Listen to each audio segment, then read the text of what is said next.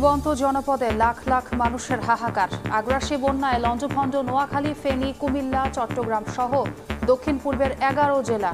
নতুন নতুন এলাকা প্লাবিত, পানিবন্দী হয়ে দুর্বিষহ জীবনযাপন চলছে, বেঁচে থাকার লড়াই, বাড়ছে মৃত্যু। কৃষি, মৎস্য ও প্রাণী সম্পদেরও ব্যাপক ক্ষয়ক্ষতি। মাথা পানি উঠছে, মানুষের বাড়িঘর এদিকে ঢুকিয়েছে, সব কষ্ট শীতে হয় না। এটা হলো রেকর্ড বাংলাদেশের জন্য। সবকিছু টিনুরি ভরে রাখছি, এরপরে আপনার সব ডুবি মতের সাথে চলে যান।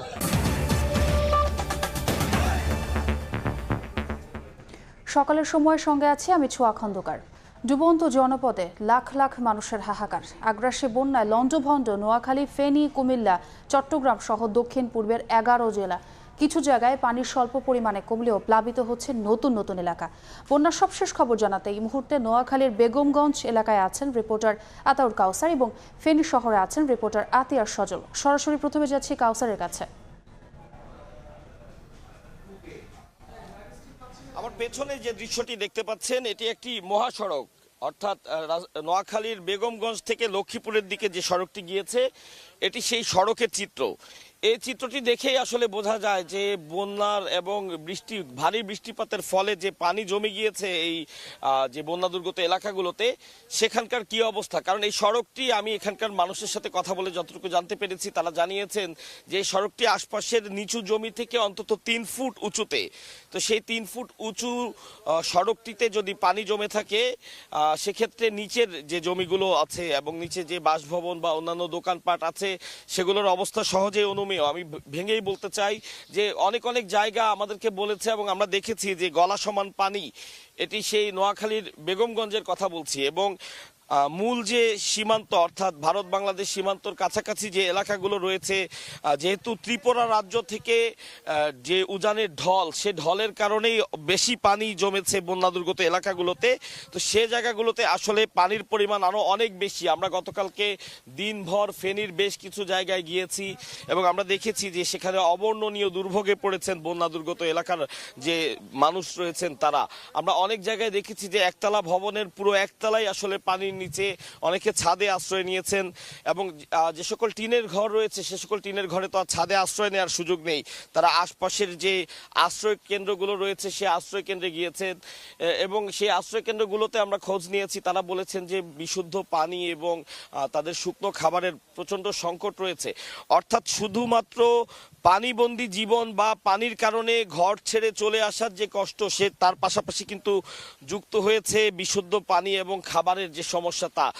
এখন যেমনটি দেখতে পাচ্ছেন, আমি একটু আগে যেমনটি বলছিলাম যে মূল সড়কেই যদি এই পরিমাণ পানি থাকে, তাহলে নিচু জমিগুলোতে কি অবস্থা। এখানে এখন একটি বাড়ির অংশ আমরা দেখতে পাচ্ছি, যেটি অনায়াসেই বোঝা যায় যে হয়তো 3 ফুট এখন পানির নিচেই রয়েছে এই ঘরটির। তো স্বাভাবিকভাবে এখানে কেউ এখন আর নেই।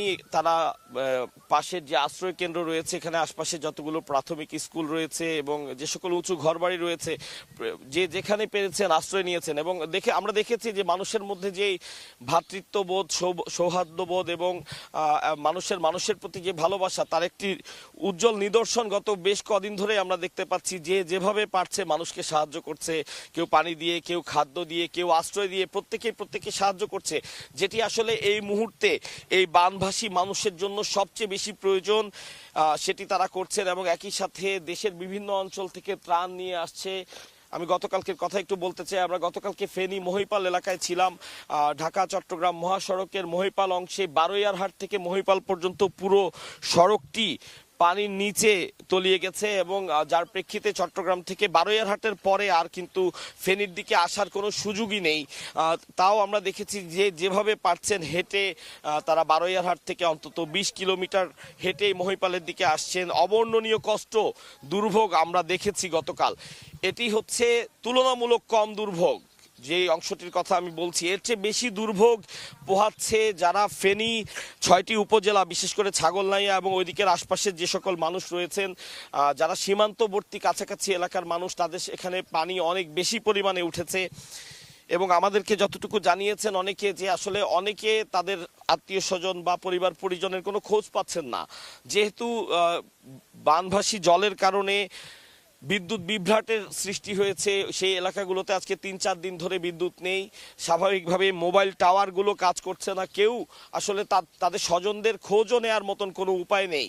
আমরা রাজধানী সহ বাংলাদেশের বিভিন্ন এলাকা থেকে বিভিন্ন পরিচিত জনদের মাধ্যমে জানতে পেরেছি যে তারা তাদের আত্মীয় স্বজন বা পরিজনদের জন্য অত্যন্ত চিন্তিত, কারণ তারা তাদের কোনো খোঁজটিও পাচ্ছেন না। তারা এমনটিও জানতে পারছেন না যে তারা নিরাপদে তাদের আশ্রয় কেন্দ্রে পৌঁছাতে পেরেছেন কিনা।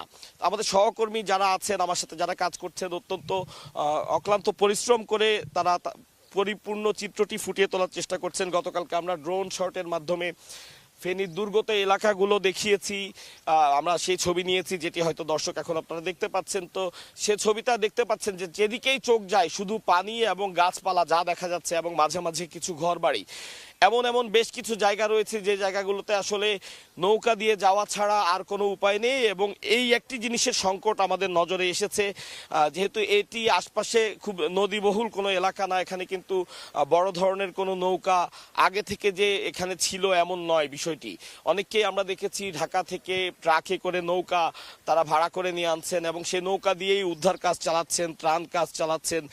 এবং আমরাও চেষ্টা করেছি যে কোনো একটি নৌকায় করে ভেতরে গিয়ে যতটুকু সম্ভব মানুষের দুর্ভোগ আসলে তুলে আনা যায়। তো আমরা দেখেছি যে এমন অনেক জায়গা আছে যেখানে নৌকা ছাড়া যাওয়ার কোনো উপায় নেই, যার কারণে সেই জায়গাগুলোতে যে সকল মানুষরা আটকে রয়েছেন অনেককেই সেই নৌকার অপ্রতুলতার কারণে তাদেরকে সেখান থেকে উদ্ধার করে আনা সম্ভব হয়নি। অনেকে বলছেন যে মূল সড়কের কাছাকাছি যারা আশ্রয় কেন্দ্রে আছেন বা যারা মূল সড়কের আশেপাশে কিছু বাসভবনে আটকা পড়েছেন তারা যত সহজে ত্রাণ পাচ্ছেন, যারা আরো ভেতরে অবস্থান করছেন তারা কিন্তু সেই ত্রাণটি অত সহজে পাচ্ছেন না। এবং আরেকটি জিনিস বলে রাখি যে ফেনীতে বেশ কিছু হাসপাতাল রয়েছে। আমরা গতকালকে গিয়ে দেখেছি যে হাসপাতাল থেকে বেশ কিছু রুগীকে এবং সদ্যজাত শিশুদেরকে সেখান থেকে উদ্ধার করে আনা হয়েছে সেই নৌকা দিয়ে। এবং আমরা দেখেছি সেনাবাহিনী, ফায়ার সার্ভিস এবং অন্যান্য যে সকল সরকারি সংস্থা বা বাহিনীগুলো রয়েছে তারা অক্লান্ত পরিশ্রম করছে। আমরা এমন বেশ কয়েকবার দেখেছি গতকালকে যে সেনাবাহিনীর হেলিকপ্টার দিয়ে সেই রিমোট প্লেস যেই প্লেসগুলো রয়েছে, যেসব জায়গায় আসলে নৌকা ছাড়া যাওয়ার কোনো সুযোগ নেই এবং নৌকার অপ্রতুলতার কারণে সেদিকে যাওয়া যাচ্ছে না, সেনাবাহিনী এক একটি বাসার ছাদের উপরে সেনাবাহিনীর হেলিকপ্টার থেকে ত্রাণ ফেলছে এবং লাইফ জ্যাকেট তারা ছুঁড়ে মারছেন। এভাবে করে তারা তাদেরকে যতটুকু সম্ভব সাপোর্ট দেওয়ার চেষ্টা করছেন। অর্থাৎ একটি জিনিস যদি যারা ত্রাণ কাজ চালাচ্ছেন তাদেরকে যদি উদ্দেশ্য বলতে চাই যে এই বানভাসী মানুষগুলো যে পরিমাণ দুর্ভোগ পোহাচ্ছে তাদের সাহায্য করতে হলে অন্যতম যে জিনিসটি প্রয়োজন সেটি হচ্ছে নৌকা তারা সাথে করে নিয়ে এসে সে নৌকায় করে গ্রামাঞ্চলে যে রিমোট এরিয়াগুলো রয়েছে যেখানে এই দুর্গতরা রয়েছেন যাদের কাছে আসলে পৌঁছানো যাচ্ছে না, তো যত বেশি সংখ্যক নৌকা যদি তারা নিয়ে আনেন সেক্ষেত্রে তারা কিন্তু তাদের কাছ পর্যন্ত পৌঁছাতে পারবেন। এছাড়া আরেকটু যদি বলি যে গতকালকে আমি যেমনটি বলছিলাম যে ফেনীর আশপাশে প্রচুর জায়গা আমরা দেখেছি, একটি জায়গাও কিন্তু পানি শূন্য এমনটি আমরা দেখিনি। যেই ঢাকা চট্টগ্রাম মহাসড়ক মহিপাল অংশে এটি কিন্তু অনেক উঁচু একটি জায়গা, সেই জায়গাটিও আমরা দেখেছি বেশ কিছু জায়গায় মূল যে মহাসড়ক সেই সড়কটিও ভেঙে গিয়েছে এবং প্রচণ্ড বেগে জোয়ারের পানি বাংলাদেশে বা মহিপালের পশ্চিম অংশে প্রবেশ করছে। তো এ ধরনের প্রচুর চিত্র আমরা দেখেছি। তো এর আরও ভালো বিষয় বলতে পারবেন আমাদের সহকর্মী রয়েছেন ফেনীতে, আতিয়া সজল। আমরা চলে যেতে চাই তার কাছে গেলে সেখানেকার যে দৃশ্য বা সেখানকার বর্তমান অবস্থা আমরা জানতে পারবো। যে অবস্থাটা তৈরি হয়েছে ফেনীতে গত এক সপ্তাহ জুড়ে, যে বন্যা পরিস্থিতির ভয়াবহ অবনতি, স্মরণকালের ভয়াবহ বন্যা ফেনী জুড়ে শুরু হয়েছে, সেই বন্যার যদি পরিস্থিতি আপনাদেরকে যদি বলি যে আমরা দেখতে পাচ্ছেন যে শহরের একটি সড়কে রয়েছি নাজির রোডে, সেখানে গতকালকেও দেখেন আরও 3 ফুট বেশি পানি ছিল, 3-4 ফুট, আজ কিছুটা কমেছে। এবং যদি পুরো ফেনী পরিস্থিতির কথা যদি বলি, আমরা আজ পর্যন্ত খবর পাচ্ছি ফেনীর ফুলগাজী, পরশুরাম, ছাগলনাইয়া এবং বিভিন্ন জায়গায় শত শত মানুষের বিভিন্ন আহাজারি, তারা শুধু তাদের স্বজনদের সন্ধান পাচ্ছে না, সন্ধান না পেয়ে তারা দিক বিদিক ছুটতে আছে। মানে কিভাবে তাদেরকে উদ্ধার করবে তার কারণ হচ্ছে, সবচেয়ে বড় সমস্যা হচ্ছে এই কয়েকদিন ধরে, গত 3-4 দিন ধরে ফেনীতে বিদ্যুৎ নেই বিভিন্ন জায়গায়, মানে ম্যাক্সিমাম 2-1টা এলাকা ছাড়া সব পুরো জেলা বিদ্যুৎ শূন্য। এবং বিদ্যুৎ না থাকার কারণে মোবাইলের যে টাওয়ারগুলো রয়েছে সেই টাওয়ারের নেটওয়ার্কও নেই। সেই নেটওয়ার্ক না থাকার কারণে একে অপরের সাথে যোগাযোগ করতে পারছে না, যে যেখানে আটকা পড়ছে সেই সেখানে কিন্তু আটকা পড়ে আছে, যার কারণে কিন্তু দুর্বিষহ একটি মানে মানুষ জনজীবন শুরু হয়েছে ফেনীতে। আর আপনাকে যদি বলি, গত সোমবার রবিবার থেকেই কিন্তু মূলত বাঁধ ভেঙে পানি প্রবাহিত হতে থাকে পুরো জেলা জুড়ে, এবং এই যে পানি অব্যাহতভাবে ফেনীর ফুলগাজী পরশুরাম দিয়ে একের পর এক লোকালয়ে প্রবাহিত হতে থাকে, সেই পানি কিন্তু আজ পর্যন্ত এখন বিভিন্ন নিম্নাঞ্চলে প্রবাহিত হচ্ছে। আপনাকে যদি বলি পুরো ফেনী জেলার চিত্র, সেক্ষেত্রে আমরা ফেনী শহরের শুধুমাত্র মহিফালের কিছু অংশ এবং টাং রোডের একটি অংশ থেকে ডিসি অফিস পর্যন্ত, জেলা প্রশাসন কার্যালয় পর্যন্ত সড়কটি রয়েছে, এটি ছাড়া পুরো ফেনী পানিতে তলিয়ে রয়েছে। এবং এরকম প্রত্যেকটি পাড়ার সড়ক, যে প্রতিটি সড়ক কিন্তু কোথাও হাঁটু পানি, কোথাও বুক পানি, কোথাও গলা সমান পানি, প্রত্যেক ঘরে ঘরে পানি উঠে গিয়েছে। মানুষের যারা নিচে বা বসবাস করে, বিশেষ করে তাদের কিন্তু ঘরের অর্ধেকের বেশি পানি, কোথাও ছাদ ছুঁই ছুঁই পানি, এভাবে অবস্থা শুরু হয়েছে। আরেকটা কথা যদি বলি, ফেনীর যে ব্যবসায়িক কেন্দ্রগুলো রয়েছে, তাকিয়া রোড, ইসলামপুর রোড, সেখানে কিন্তু শত শত যে ব্যবসায়ীদের, বড় বড় ব্যবসায়ীরা, পাইকারি যারা আড়তদার এবং মহিফালের বিভিন্ন আড়তদার, তারা যেটা বলছেন যে তাদের মালামাল ভিজে কোটি কোটি টাকার মালামাল নষ্ট হয়ে গিয়েছে। তারা আসলে গত 50 বা 60 বছরের মধ্যে, বা যার যে বয়স হোক না কেন, এই সময়ের মধ্যে এরকম বন্যার পানি এই অঞ্চলে মানুষ দেখেনি, যার কারণে কিন্তু মানুষের পূর্ব প্রস্তুতি ছিল না। পূর্ব প্রস্তুতি না থাকার কারণে গত 3 দিন আগে কিন্তু শহর কেন্দ্রিক যে পানিটা উঠে যায়, সেটি কিন্তু মানুষ অপ্রস্তুত ছিল। কিছু বুঝে ওঠার আগেই তাদের ব্যবসা প্রতিষ্ঠান, বাড়িঘরে, বিভিন্ন রাস্তাঘাট তলিয়ে গিয়ে চরম একটি বিপাকে পড়েছেন। আর আপনাকে যদি বলি, গত শনিবার থেকেই কিন্তু বৃষ্টির কারণে এবং ভারতের উজান থেকে নেমে আসা যে পাহাড়ি ঢলের পানি, সেই পানি কিন্তু ফেনীর মুহুরী, কহুয়া, সেলুনিয়া সে নদীর পানি বৃদ্ধি পেতে থাকে এবং পর্যায়ক্রমে সেটি 200 সেন্টিমিটার উপর দিয়ে প্রবাহিত হতে থাকে। এবং আপনাকে যদি বলি, জুলাই মাসের প্রথম দফায় কিন্তু এই নদীর প্রায় 17টি স্থানে বাঁধ ভেঙেছিল। সেই বাঁধ ভাঙা অংশ কিন্তু ভাঙ্গাই রয়েছে, যার কারণে যখন পানি বাড়ে, পানি বাড়ার সাথে সাথেই কিন্তু ভাঙ্গা অংশ দিয়ে লোকালয়ে হু হু করে পানি ঢুকে খুব দ্রুত ছড়িয়ে পড়ে। এবং এর তৃতীয় দফায় কিন্তু এই বন্যাটি চলছে। এবং আপনাকে যদি বলি, এই মুহুরী নদীর বন্যা নিয়ন্ত্রণ বাঁধ, যে তিন নদীর নূর তীরে 122 কিলোমিটার বন্যা নিয়ন্ত্রণ বাঁধ রয়েছে, সেই বাঁধ ভেঙে প্রতি বছর একাধিকবার বন্যার কবলে পড়তে হয়। এবারও বন্যার কবলে পড়েছে। তবে অন্যান্য বছর যে একাধিকবার বন্যার কবলে পড়ে, সেক্ষেত্রে কিন্তু আমরা দেখেছি যে অল্প, শুধুমাত্র ফুলগাজী পরশুরামের মধ্যেই সীমাবদ্ধ থাকে, সেটি 2 দিন 3 দিন পরেই হয়তো কিছুটা কন্ট্রোলে চলে আসে। কিন্তু এবার দেখেছি সেটা পুরোটাই একটি ব্যতিক্রম চিত্র দেখাচ্ছে। দেখতে পাচ্ছেন মানুষের বাসা বাড়ির মধ্যে অনেকের, যারা নিচতলার বিল্ডিংয়ে রয়েছে, তাদের জানলার উপরে বা অর্ধেকের বেশি পানি হয়ে তাদের বাড়িঘরের চরম দুর্ভোগ তৈরি হয়েছে। তাদের বাসা বাড়িতে পানি সংকট দেখা দিয়েছে। বিদ্যুৎ না থাকার কারণে তারা মোটর দিয়েও পানি উঠাতে পারছেন না। ঠিক তেমনি আবার কিন্তু তারা যে শুকনো খাবারের যে ব্যবস্থা নেই, গ্যাসের সংকট, মানে পানি বাড়ার কারণে কিন্তু গ্যাসের সংযোগও কিন্তু বিচ্ছিন্ন হয়ে রয়েছে, যার কারণে কিন্তু হাজার হাজার পরিবার বানবতর জীবনযাপন করছে। সব মিলে কিন্তু দেখতে পাচ্ছেন যে শহরে নয়, পুরো জেলা জুড়ে একটি হাহাকার তৈরি হয়েছে। এবং আমরা দেখেছি গত 3-4 দিন ধরে মানুষের সাথে যোগাযোগ না থাকার কারণে, মোবাইল নেটওয়ার্ক না থাকার কারণে, বিদ্যুৎ না থাকার কারণে একে অপরের সাথে যোগাযোগ করতে পারছিল না, যার কারণে যারা দূর দূরান্তে রয়েছেন তারা তাদের স্বজনদের উদ্ধারে তারা ফেনীতে চলে আসছেন। এসে কিন্তু তারাও কিন্তু সেখানে পৌঁছতে পারছেন না। তারা বিভিন্নভাবে আবেদন জানাচ্ছে বিভিন্ন প্রশাসনের কাছে, বিভিন্ন সংগঠনের কাছে, স্লো। এরপরে কিন্তু দেখা গেছে যে এভাবেই কিন্তু আমরা দেখতে পাচ্ছি যে কিন্তু মানুষ হাহাকার তৈরি হয়েছে তাদের উদ্ধারের জন্য। কিন্তু অনেকে কিন্তু তাদের আটকে পড়া স্বজনদের উদ্ধারের জন্য বিদেশ থেকেও চলে আসছে। কিন্তু বিদেশ থেকে চলে এসে কিন্তু আমরা দেখতে পাচ্ছি যে এখানে এসে তারা কোনোভাবেই সেই জায়গায় যেতে পারেনি, উদ্ধার করতে পারেনি। গতকাল থেকে যদিও বৃষ্টি নাই, এর আগে কিন্তু একদিকে যেরকম পানি বেড়েছে, অনেকে কিন্তু ঘরের ছাদে আশ্রয় নিয়েছে। কিন্তু ছাদে আশ্রয় নিয়েও তারা কিন্তু নিরাপদে ছিল না। তাদের শিশু সন্তান, বয়োবৃদ্ধ নিয়ে সেখানে বৃষ্টিতে ভিজতে হয়েছে। অনেকের যে আমরা দেখেছি টিনের পর্যন্ত, যে চাল পর্যন্ত তলিয়ে গিয়েছে, টানের চালে আশ্রয় নিয়েছে, মানুষ গাছে আশ্রয় নিয়েছে। সব মিলে কিন্তু একটি মানবিক বিপর্যয় ফেনীবাসী দেখলো। এর অতীতে কিন্তু এরকম বন্যার রেকর্ড ফেনীতে ছিল না। যারা যে বয়স অতিক্রম করেছে সবাই বলছে এমন বন্যা তারা দেখেনি। কিন্তু এদিকে আরেকটি বিষয় যেটা আমরা দেখতে পাচ্ছি যে এই ঘটনার পরে কোনো সমন্বয়হীনতা কাজ করছে। যে সমন্বয়হীনতা হচ্ছে এমন বিভিন্ন জায়গা থেকে লোকজন আসছে, কিন্তু সেই লোকজন এসে কে কোথায় যাবে এটা কিন্তু কেউ সমন্বয় করছে না। যার কারণে কিন্তু আমরা দেখছি যে সমন্বয় না করার কারণে এক জায়গায় অনেক ত্রাণ যাচ্ছে, অনেক উদ্ধারকর্মী যাচ্ছে, আবার কোনো কোনো জায়গায় কেউ পৌঁছাচ্ছেই না।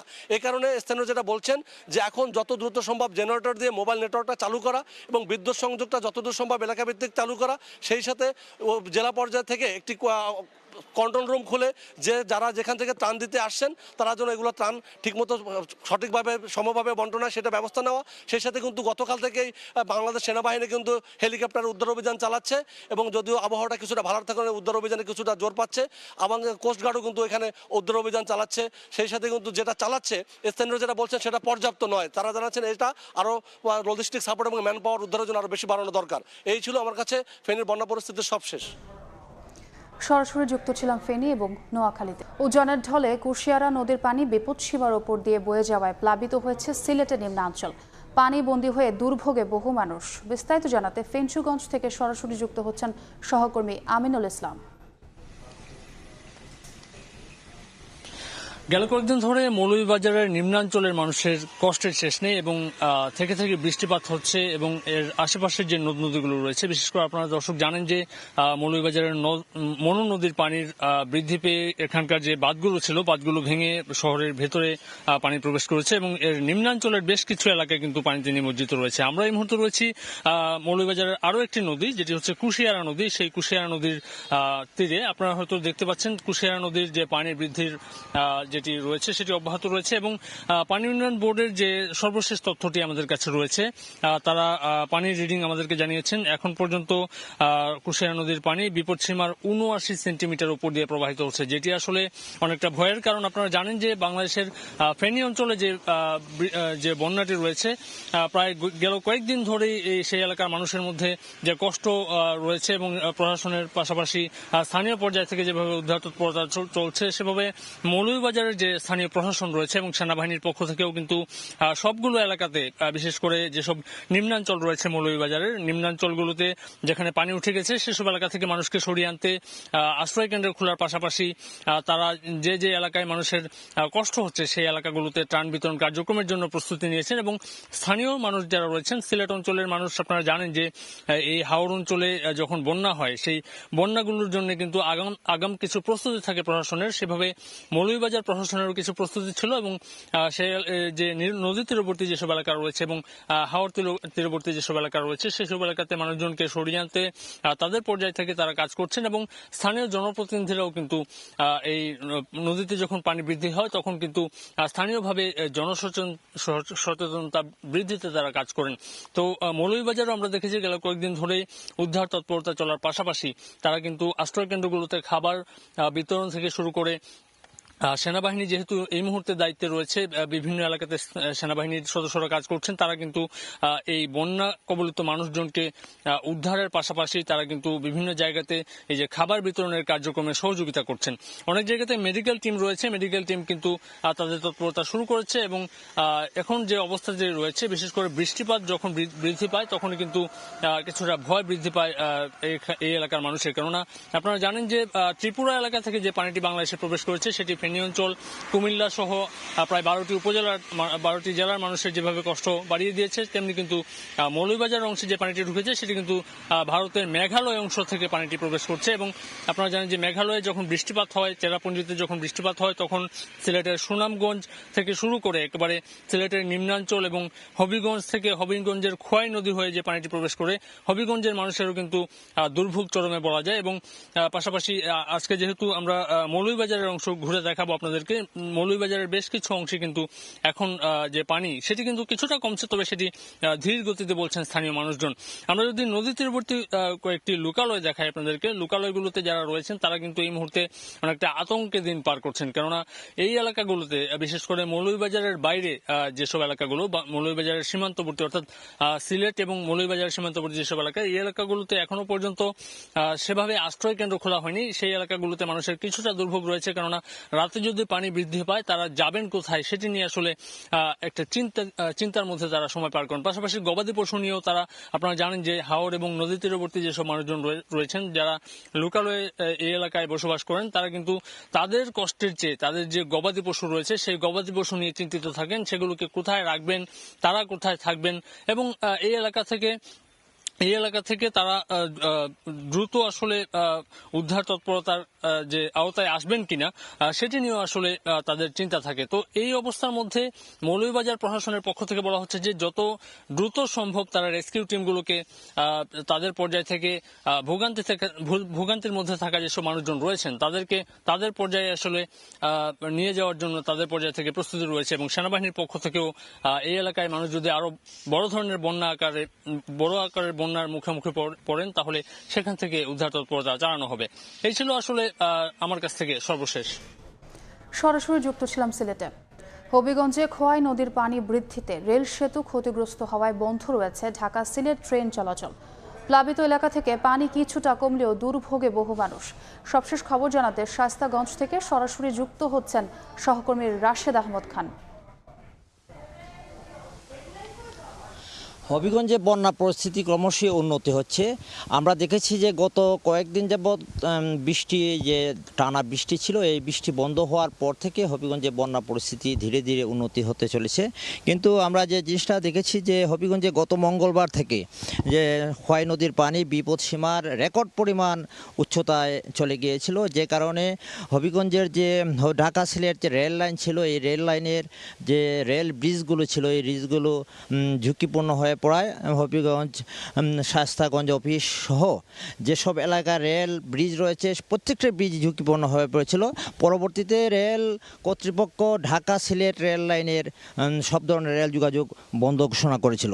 এখনও রেল লাইন বন্ধ রয়েছে। আমরা কথা বলেছিলাম শায়েস্তাগঞ্জ স্টেশন মাস্টারের সাথে, তিনি জানিয়েছেন যে আজকে বিকেল থেকে ট্রেন চলার কথা, কিন্তু যে সকাল থেকে এখানে যে যারা রেল বৃষ্টি ছিল শায়েস্তাগঞ্জে, আমরা যে বৃষ্টি সামনে আমরা দেখতে পাচ্ছি যে প্রচুর এখানে পানির যে তুর আছে, এই তুরটি গত মঙ্গলবার এই যে পানি নিচে নেমে গেছে, এই নিচে এই ব্রিজের উপর পর্যন্ত চলে গিয়েছিল এই পানির তুর দেখে যে কোনো সময় এই বৃষ্টি ভেঙে যাওয়ার একটা আশঙ্কা দেখা গিয়েছিল, যে কারণে তারা রেল কর্তৃপক্ষ ঝুঁকি এড়াতে এই যে রেল যোগাযোগ বন্ধ করে দিয়েছিলেন। তারা জানিয়েছেন যে গতকাল দুপুরে রেলের যে প্রকৌশলী আছেন তারা এখানে এসেছেন এবং এখানে এসে তারা যে পর্যবেক্ষণ করেছেন তাতে তারা জানিয়েছেন যে এখন রেল চলাচল স্বাভাবিক হতে পারে। তো আজকে থেকে স্টেশন মাস্টার জানিয়েছেন যে আজকে সকাল থেকেই ঘোষণা দেওয়া হয়েছে, কিন্তু সকালে যেহেতু কোনো ট্রেন নাই, বিকেলে এখানে ট্রেন চলাচল স্বাভাবিক হবে। এবং আমরা দেখেছি যে খোয়াই নদীর যে পানি, এই পানি গত মঙ্গলবার থেকে এখানে যে পানির যে তুর রেকর্ড পরিমাণ পানি এখানে দেখা দিয়েছিল এবং খোয়াই নদীর বেশ কয়েকটি স্থানে ভাঙ্গন দেখা দিয়েছে। এই ভাঙ্গনের ফলে নিম্নাঞ্চল যেগুলো আছে হবিগঞ্জের জালালাবাদ সহ যে আশেপাশের যে গ্রামগুলো আছে এই গ্রামগুলো তলিয়ে গিয়েছিল। এবং আমরা দেখেছি যে এই যে রেল ব্রিজ, যে ব্রিজের সামনে আমরা দাঁড়িয়ে আছি, এই রেল ব্রিজের যে উপরে পানি চলে গিয়েছিল এবং যে কোনো সময় এই ব্রিজটা ভেঙে যেতে পারতো বলে একটা আশঙ্কা করা হচ্ছিল। কিন্তু ভাগ্যের বিষয় যে পানি পরবর্তীতে যখন বৃষ্টি কমে যায়, এখানে পানি কমতে শুরু করায় এই বৃষ্টি রক্ষা পেয়েছে এবং রেল যোগাযোগ আজকে থেকে স্বাভাবিক হওয়ার কথা রয়েছে। আমরা যে হবিগঞ্জের যে বন্যা পরিস্থিতি আমরা বলতে যদি চাই যে হবিগঞ্জে বাল্লা পয়েন্টে সর্বোচ্চ মানে স্মরণকালের সবচেয়ে বেশি পানি বিপদসীমার উপর দিয়ে প্রবাহিত ছিল, 279 সেন্টিমিটার এখানে বিপদসীমার উপর দিয়ে প্রবাহিত হয়েছিল। এবং এই কারণে হবিগঞ্জের যে বিভিন্ন পয়েন্ট আছে, মাসুলিয়া পয়েন্ট, তারপর শায়েস্তাগঞ্জ পয়েন্ট, সব পয়েন্টে পানি বিপদসীমার রেকর্ড পরিমাণ উচ্চতা চলে গিয়েছিল। এবং হবিগঞ্জের যে শহর রক্ষাবাদ, এই শহর রক্ষাবাদ একটি চরম ঝুঁকির মধ্যে ছিল। শহর রক্ষাবাদের অন্ততপক্ষে 5টি বা 6টি জায়গায় যে ঝুঁকিপূর্ণ ছিল। এই ঝুঁকিপূর্ণ অবস্থার কারণে নির্ঘুম রাত কাটিয়েছেন শহরবাসী এবং সারা এই 3 দিন 4 দিন হবিগঞ্জবাসীর জন্য একটা আতঙ্কের দিন ছিল। এছাড়াও যে এই পানির কারণে হবিগঞ্জের যে কৃষি জমি নষ্ট হয়েছে, সব মিলিয়ে বন্যা পরিস্থিতি যদি উন্নতি না হতো একটা ভয়ানক অবস্থা হবিগঞ্জের সৃষ্টি হতো বলে হবিগঞ্জবাসী মনে করেছিলেন। এই ছিল আজকে বন্যা পরিস্থিতির সর্বশেষ। সরাসরি যুক্ত ছিলাম হবিগঞ্জে। নোয়াখালীতে পানি বন্দী হয়ে দুর্ভোগে রয়েছেন হাজার হাজার মানুষ। সর্বশেষ পরিস্থিতি জানাতে জেলা প্রশাসকের কার্যালয়ের সামনে আছেন রিপোর্টার সাইফুল্লাহ কামরুল। সরাসরি চলে যাচ্ছি তার কাছে।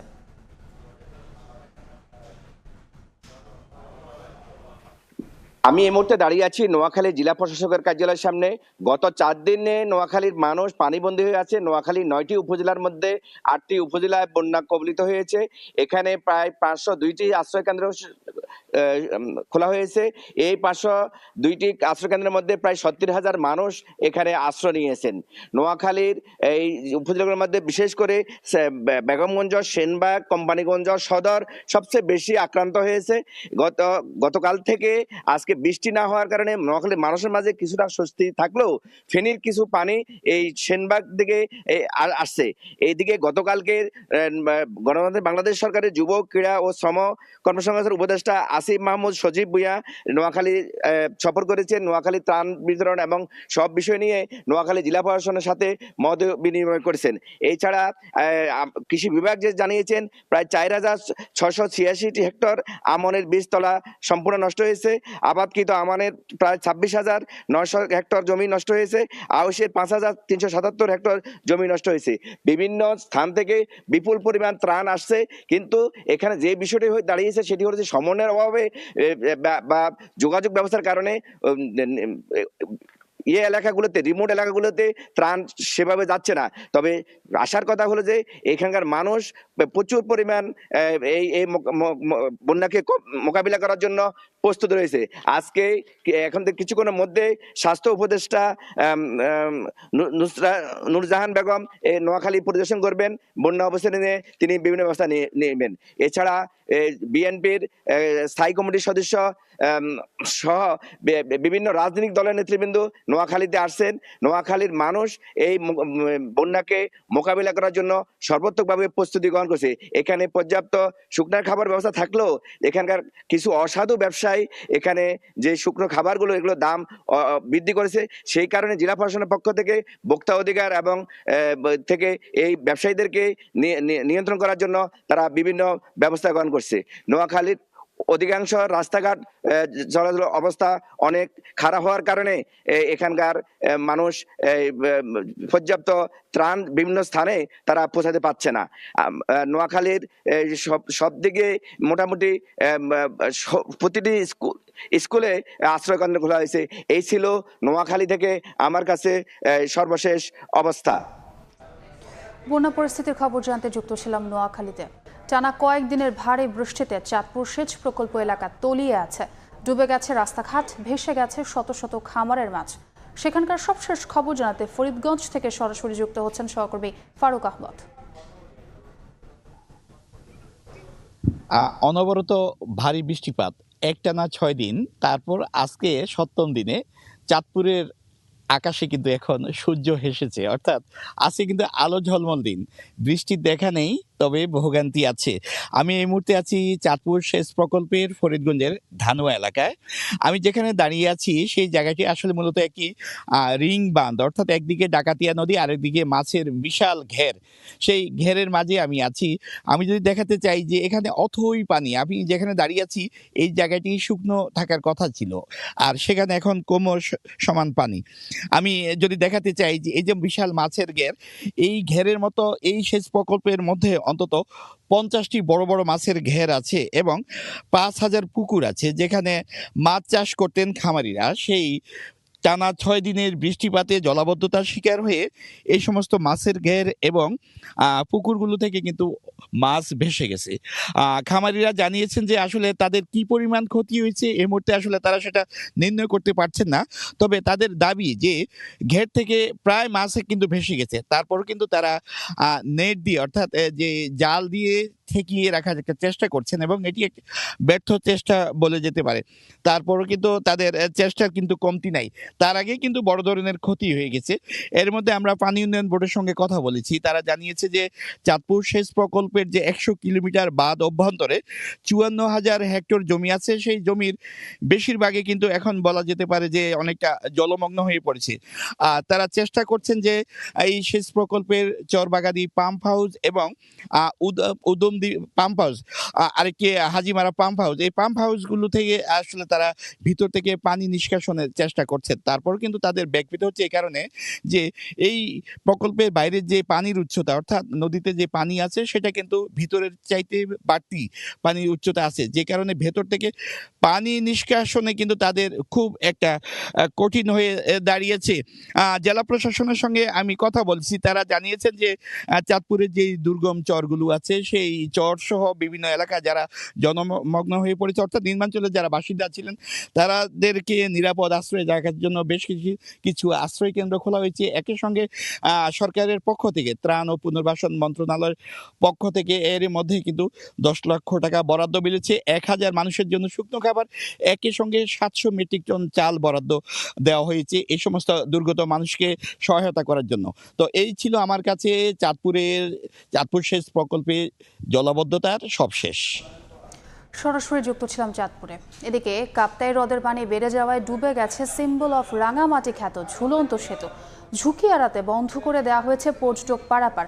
বিস্তারিত জানাতে সেখান থেকে সরাসরি যুক্ত হচ্ছেন রিপোর্টার হেফাজত সবুজ। টানা কয়েকদিনের বর্ষণে অর্থাৎ এক সপ্তাহের বর্ষণে কাপ্তাই হ্রদের পানি বৃদ্ধি পেয়েছে। আর কাপ্তাই হ্রদের পানি বৃদ্ধি পাবার কারণে রাঙামাটি পর্যটন শিল্পের যে আইকন বলা হয়, যে ঝুলন্ত সেতু, সেই ঝুলন্ত সেতুটি আসলে পানিতে, কাপ্তাই হ্রদের পানিতে ডুবে গেছে। আমরা যদি আপনাদের একটু দেখানোর চেষ্টা করি, যে আপনারা হয়তো দেখতে পাচ্ছেন যে কাপ্তাই হ্রদের যে উপরে যে দুটি পাহাড়কে সংযুক্ত করার জন্য রাঙামাটি পর্যটন কর্পোরেশন, বাংলাদেশ পর্যটন কর্পোরেশন যে সেতুটি নির্মাণ করেছিল, সেই সেতুটির উপরে এখন প্রায় 2 ফিটের মতো পানি জমে আছে, যার কারণে এখানকার যে আকর্ষণ, আমরা দেখেছি যে এই ব্রিজ দেখার জন্য প্রতি বছরে প্রচুর পর্যটক এখানে আসেন। এখন এই ব্রিজ ডুবে থাকার কারণে এখানে আসলে পর্যটকের আগমনটা ঘটছে না। আমরা কথা বলেছিলাম রাঙামাটি হোটেল, মোটেল এবং হাউস বোট যারা আছে সেসব ব্যবসায়ীদের সঙ্গে। তারা বলেছেন যে মূলত রাঙামাটিতে পর্যটকরা ঘুরতে আসেন, তার প্রধান আকর্ষণীয় হলো যে এই ঝুলন্ত সেতু। এই ঝুলন্ত সেতুটা ডুবে থাকার কারণে এখানে আসলে পর্যটকের যে ভাটা পড়বে, এতে তারা ব্যবসায়িকভাবে ক্ষতিগ্রস্ত হওয়ার একটা শঙ্কা করছে। একই সাথে তারা আমাদেরকে একটি কথা বলেছেন, যেটা হলো যে এই ঝুলন্ত সেতুটি যেহেতু আসলে প্রতি বছরই কাপ্তাই হ্রদের পানি বাড়ার সাথে সাথেই ডুবে যায়, সেক্ষেত্রে এই সেতুটিকে সংস্কার করে বা আরো আধুনিকায়ন করে সেতুটিকে আসলে যাতে সারা বছর পর্যটকরা ঘুরতে পারেন সেই বিষয়টি যাতে রাখা হয়, সেই দিকে আসলে প্রশাসনের দৃষ্টি আকর্ষণ করেছেন। আমরা আরেকটি বিষয় এখানে দেখতে পাচ্ছি, সেটা হলো যে আসলে ঝুলন্ত সেতু যেহেতু এখন ডুবে আছে, পাশে একটি ছাম্পান আছে, এই ছাম্পান দিয়ে যায় যে সকল পর্যটকরাই আসলে আসে, তারা এই সাইড থেকে এক প্রান্ত থেকে অন্য প্রান্তে যাবার চেষ্টা করেন, এবং এইভাবে আসলে বর্তমানে রাঙামাটিতে যে ঝুলন্ত সেতুতে পারাপার হচ্ছেন। আরেকটি বিষয় জানিয়ে রাখি যে রাঙামাটির এই ঝুলন্ত সেতুতে কাপ্তাই হ্রদের যে পানির লেভেল, এখন বর্তমানে কাপ্তাই হ্রদের পানির লেভেল আছে 106 MSL, যেটা আমরা কাপ্তাই জলবিদ্যুৎ প্রকল্প থেকে জেনেছিলাম। এই 106 MSL পানি হলে কাপ্তাই হ্রদের এই ব্রিজটি ডুবে যায়। তো মোটামুটি এই ছিল কাপ্তাই হ্রদে ঝুলন্ত সেতু ডুবে যাওয়া নিয়ে আমার কাছে সর্বশেষ। সরাসরি যুক্ত ছিলাম রাঙামাটিতে।